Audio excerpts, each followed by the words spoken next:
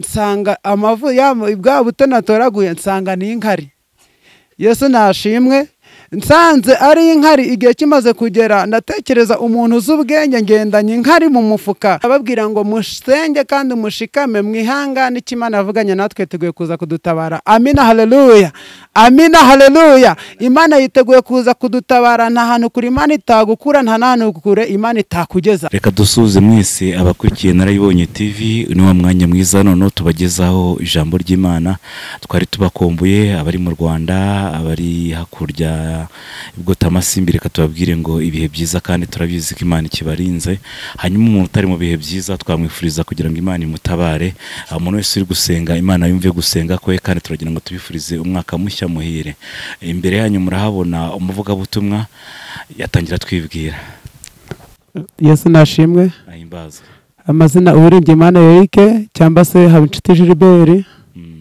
Nkunda Yesu cyane, nkunda ku gasambi ibirenze Imana iduhana umugisha. Wow, ukunda ku gasambi uratwinjiza muri uwo mwanya ariko mikro uze kusa nkaho imanuye ndabiza avuga butumwa mugira ijwi rinini. Amen. Birasaba kugira nibura kuko ijwi ryawe urariza uyifatire nkahanga kubera ko ndabazi. Ijwi turarifite kuko ntago tujya dukunda gukoresha mikoro keshi bitewe n'igihe. Yego. Mikro taza kuyimena rwose. Amen. Ndabiza ijwi ryanyu raritirika ryavuga butumwa. Rero ni karibu muri iyi minsi barambwiye ngo ni mavuta uri mavuta. Turi mu mavuta y'Imana apana igikotoro. Apana igikotoro. Yego. Harya hanga turi nahagana he? Turi ni mu murenge wa Gataraga. Akagari na ka Gisesero. Ni mu karere ka Musanze. Karere ka Musanze. Usanzwe uri umukristo? Ndi umukristo, ndi umuvugabutumwa, ndi umuhanuzi. Uri n'umuhanuzi? Yego. Mukanyura tureberamo niko njye numva. Yego. Abantu bameze nk'abajya kuraguza nibo bajya numva bavuga ngo nuko tureberamo.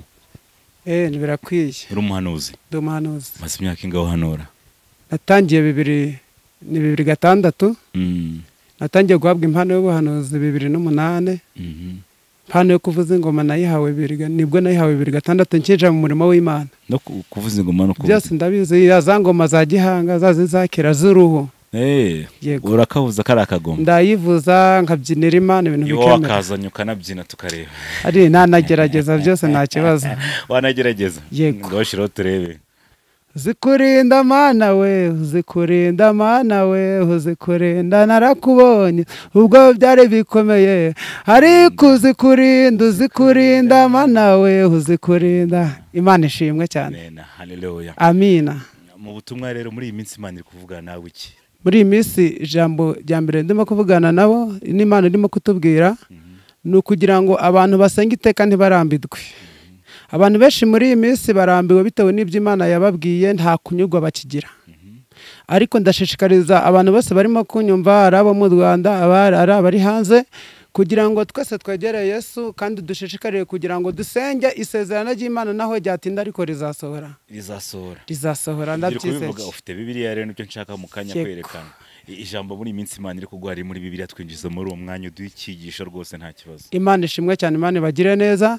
Natangiye mbabwira ko amazina ari Uwiringiye Imana Eric cyangwa se Nshuti kubera ko nkunda gusabana n'abantu benshi ibirenze by'Imana iduhana umugisha. Ijambo tujya kuganiraho ni ijambo riri muri Luka ibice bya 18 turahera ku murongo wa mbere. Imana itugirire neza cyane turageza kuri 6. Reka duseme mu izina rya Yesu. Mutwe amagambo aratubwira ngo umugani w'umucamanza n'umupfakazi wamutitirijeho. Hariho abacira umugani wo kubigisha iteka ko bakwiriye gusenga iteka ntibarambirwe. Arababwira ati hariho umucamanza umwe mu mudugudu utubaha Imana kandi ntiyite ku bantu. Muri uwo mudugudu harimo umupfakazi aramusanga aramubwira ati ndengera ku mwanzi wanjye. Amara igihe atemera kumurengera. Ariko aho bigeze aramubwira ati nubwo ntubaha Imana kandi sinite ku bantu ariko kuko uyu mupfakazi anduhije ndamurengera ngo adahora azi wanjye izina ry'Imana nirahabwa icyubahiro. 6 haratubwiye hati ndashaka kugira ngo mwese tuganire kuri uyu murongo wa 6 haratudereye kuri 5 ngo ariko kuko uyu mupfakazi anduhije ndamurengera ngo adahora aza iminsi yose akandusha. 6 nuko umwami Yesu arababaza ati ntimwumvishe ibyo umucamanza ukiranirwa yavuze ubwo bimeze bice se Imana ntizarengera intoya zayo ziratakira ku manywa na nijoro, mbese yazirangarana? Ndababwira yuko izaturengera vuba, izina ry'Imana rihabwa icyubahiro. Aleluya, aleluya. Abantu benshi tumaze igihe tuganira, ukarara igihe usenga, ukaguma ku musozi. Nkatwe wamara igihe usenga ku musozi ukumva ko ibibazo byakurembeje, ukumva ko Imana yakwibagiwe, ariko ntago yakwibagiwe. Shikama kandi wizere Yesu azakugirira neza. Amina, haleluya. Jewe reka mahereho uyu muvugana Uwinigimana Eric. Imana yaje kunyigisha ijambo bita kunyudwa. Imana imaze kumbwira kunyudwa, umunsi umwe nari nagiye mu butumwa i Musanze mu mujyi. Igihe kimaze kugera, noneho inza guhura n'ahantu nyura ahantu ku uruganda rwari rw'amandazi, bamwitaga Mama Kayitesi. Umudamu yarapfuye ariko yakoreraga Imana cyane, ntago tuzamwibagirwa kubera ko yakoze imirimo myinshi cyane. Igihe kimaze kugera uwo muda, noneho ngeze nyuma, Imana yari yambwiye ngo ndakwigisha kunyudwa. Nari mfite amafaranga 1500. 1500 nari mfite. Bigeze nyuma nari mfite urugendo rwo kujya muri Ngororero, ariko yatike atari irangeza hehe, irangeza muri Ngororero. Nyuma yaho Imana irambwira ngo mwana wanjye shikama kandi unyizere, niteguye kukugirira neza. Uwo mwanya icya byageze nyuma, imba ntoraguye uducupa 2 tw'amavuta, tuno bita twanire tw'amazi. Kano gacupa kamwe kagura 300. Utwo ducupa naradutoraguye kubera ko hari uruganda rw'amandazi, nsanga harimo ubuto. Ariko mu by'ukuri ntibwari ubuto, nawe nari ngiye kureba. Nagezeyo, ngeze ahantu tuhageze, nsanga amavu bwa buto natoraguye, nsanga ni inkari. Yesu nashimwe. Nsanze ari inkari. Igihe kimaze kugera, ndatekereza umuntu z'ubwenge, ngendanye inkari mu mufuka, ngenda nzifite koko ibi bintu. Kandi uwo muntu nari ngiye gusura yari yatetse umutsima wa kawunga n'imboga z'inyabutongo. Mubyeyi wanjye urimo kunyumva, nawe ukirindiriye igakunyudwa kandi ushikame, Imana izakugirira neza. Nta hantu kuri Imana itagukura, nta n'ahantu heza Imana itagushira. Amaboko y'Imana aracyahari kandi Imana ntago yatwibagiwe. Amina, haleluya. Byageze nyuma, igihe kigeze, Imana irambwira ngo rero narindi kukwigisha kunyudwa, ahubwo genda nawe ubwawe wegere ayo mafuta, ntuyamene. Ubwo mvuze za nkari, ntuyamene, ahubwo ugende uyasubize muri utwo ducupa, uyashire ku muhanda. Ndaza kukwiyereka, uraza kubona ko hari abandi benshi badafite kunyudwa. Igihe kimaze kugera, ya mafuta barayafashe, munyarambika ku muhanda. Mbona umudamu munini ubyibushe cyane, atari nkanje.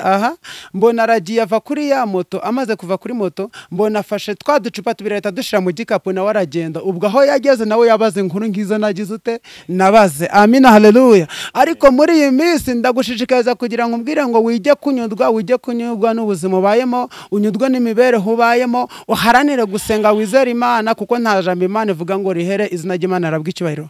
Reka tugere mwiri jambo twaturimo kuganira ku ntego ivuga ngo gusenga iteka ntiturambirwe.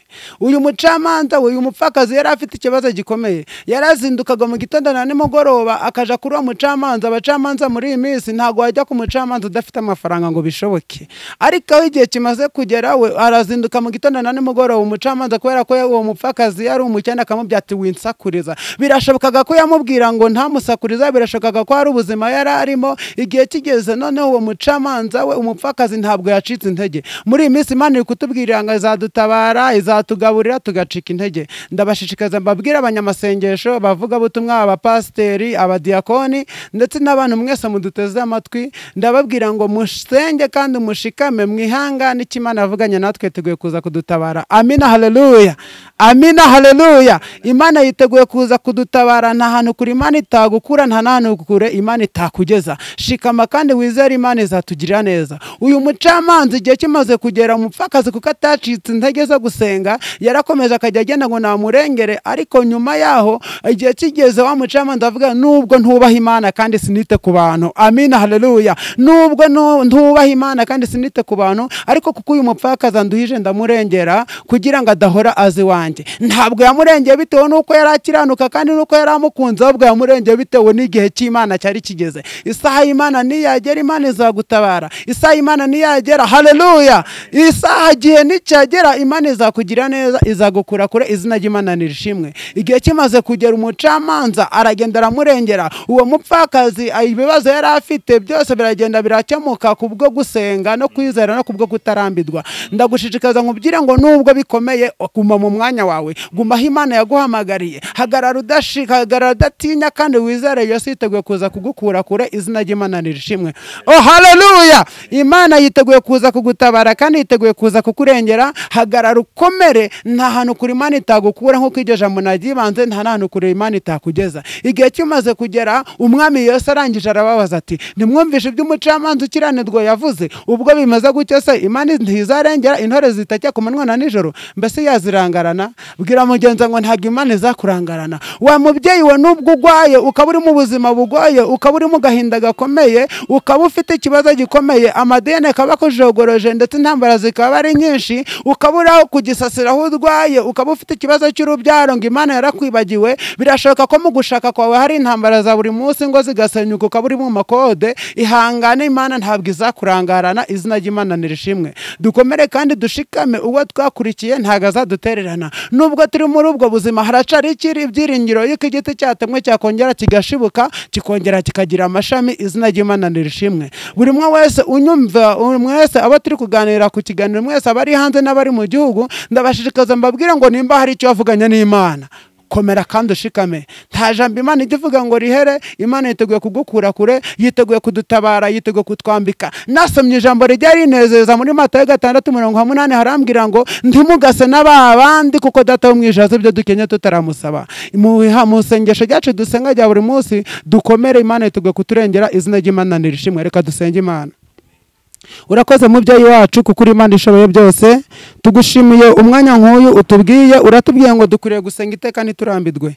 Reka muri uyu mwanya ubwo ababyeyi bari barambiwe, abanyamasengesho bari barambiwe, abafite ikibazo cyo kutabyara bari barambiwe, ndetse bari bafite ikibazo cy'uburwayi bari barambiwe, abari mu makode bari barambiwe bitewe n'icyo bavuzeho babonye ko bitinze. Reka muri uyu mwanya ubutabazi buboneke kuri buri umwe wese. Ndasengera abadwayi abari hirya no hino ngo bakize, abafite ikibazo cy'amadeni ngo bishurire, ndetse n'abari mu makode ni wowe ushoboye gutanga amazu ngo ugira ibyo ukora kuko ushoboye byose. Maze kumenya neza yuko mu mahanga yose ukubaha agakora ibyo gukiranuka, uwo nguwo umwemera. Reka unyemere muri uyu mwanya ubutabazi uboneke mu ruhande rwacu kuko ushoboye byose. Ganza kandi utegeke utugirire neza mu izina ryawe Yesu. Urakoze.